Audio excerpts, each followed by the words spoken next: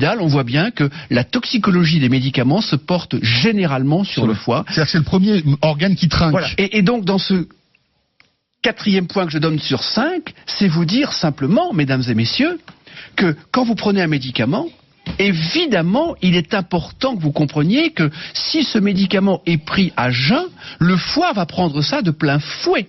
Donc, d'une façon générale, il faut prendre les médicaments au moment des repas, et notamment pour les feralgans, et notamment pour le paracétamol, qui est un médicament qui est pris par certaines ou par certains comme des bonbons.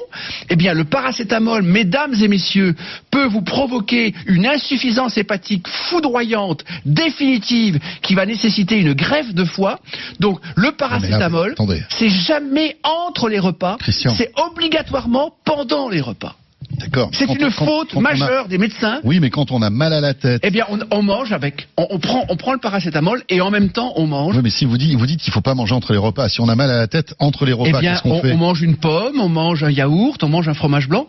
Avec, ça permet d'accompagner et de préserver le foie parce que si vous voulez, je connais des patients. En gros, pas de Doliprane à jeun, quoi. Voilà, jamais, pas de paracétamol entre les repas. Et si vous prenez un paracétamol, l'ibuprofène, même chose. C'est pareil, c'est encore pire. C'est une bombe nucléaire. Parce que c'est pas le fait de prendre un ibuprofène comme ça dans la vie. C'est quand on prend de l'ibuprofène, il y a des gens qui en prennent, mais vraiment tout le temps. Et ça, ça ne va pas. Et l'aspirine, c'est mieux ou pas ? L'aspirine, ça a surtout un impact sur l'estomac et ça fait saigner et ça peut donner des gastrites. Donc les aspirines à 1000 mg, n'en parlons pas. Parce que non, mais on a mal à la tête, par exemple. Vaut mieux prendre. On s'éloigne un petit peu. Paracétamol, ibuprofène ou aspirine. Absolument. Plutôt paracétamol. Absolument. Alors je résume.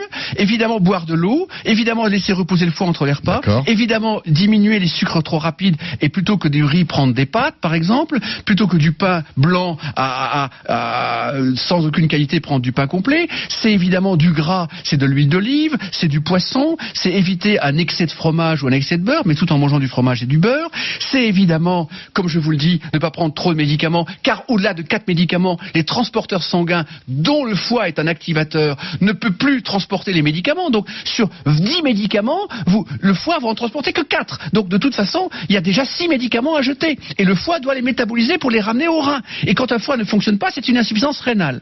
Et dernier point majeur, alors là, le 5e point, si vous voulez garder un foie, et je vais résumer le tout si vous le permettez, c'est évidemment un verre d'alcool pendant un repas. Et le foie est un organe qui ne supporte pas l'alcool. C'est-à-dire que ça détruit tous les réseaux structurants de la fonction hépatique.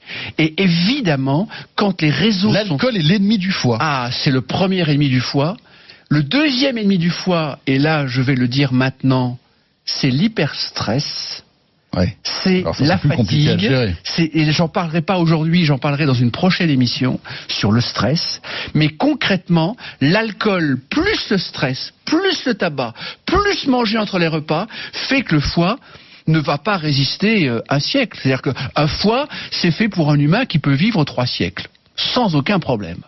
Mais quand un foie est agressé par l'absence d'eau, par le grignotage, par des sucres rapides permanents, par du gras en grande quantité, par concrètement des médicaments et par en plus un excès d'alcool entre les repas particulièrement, le foie ne supporte pas. Attention, quand vous dites un excès d'alcool, un verre d'alcool par repas, même si le sujet d'aujourd'hui n'est pas le sujet un verre de vin quand même. Oui, c'est ce que je dis. C'est-à-dire qu'un verre de vin par repas, ça va. Oui. Mais quand vous êtes à de l'alcool entre les repas, ça ne va pas. Donc je résume le tout. Christian, je résume le tout. Le café. Le café, c'est bien. Le café, c'est bien. Le café, le foie, jusqu'à 4-5 cafés, il n'y a aucun problème. D'accord. 2 thés, aucun problème. Parce qu'on a des auditeurs qui disent le radis noir ne fonctionne pas pour détoxifier le foie. Et d'ailleurs, je dirais que la crise de foie est un concept typiquement français. Et les 5 points que je viens de vous donner, mesdames et messieurs, c'est-à-dire l'eau, préserver le sucre, penser au gras, les médicaments, l'alcool et évidemment le repos et évidemment, je dirais, la santé et dormir, eh bien concrètement, l'idée c'est tout cela vous préserve le foie, vous préserve la vie, vous préserve la santé.